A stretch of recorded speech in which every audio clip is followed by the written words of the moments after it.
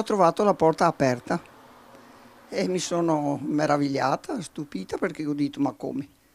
Nel momento che c'era ancora la ferma qua giù, sa, ero ancora qui giù e è venuto come un coso. Mi hanno detto per pacificarmi perché io ho visto che sono rimasta. Mi ho detto ma dove andate? E ho detto siamo della polizia, abbiamo fatto un controllo signora. Tutto a posto, ha detto un altro.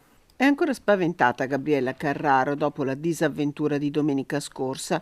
Era andata alla messa e stava tornando a casa quando si è trovata davanti 4 uomini incappucciati. A Cento Veneto racconta, tutto è accaduto in un attimo. Un fulmine, sono venuti giù come un fulmine. Aveva anche il zaino uno, eh. Sì, sì, un zaino grosso.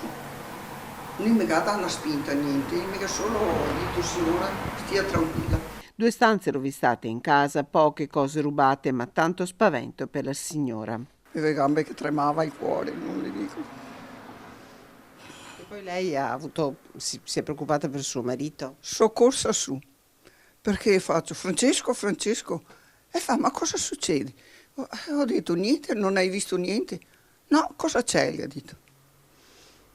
Le avevano comunque rovistato in casa. Sì, sì, 2 stanze hanno fatto, dopo non ho fatto più in tempo. Avevano un'auto fuori ad aspettarli, racconta la donna che appena si è riavuta dallo spavento ha chiamato i carabinieri.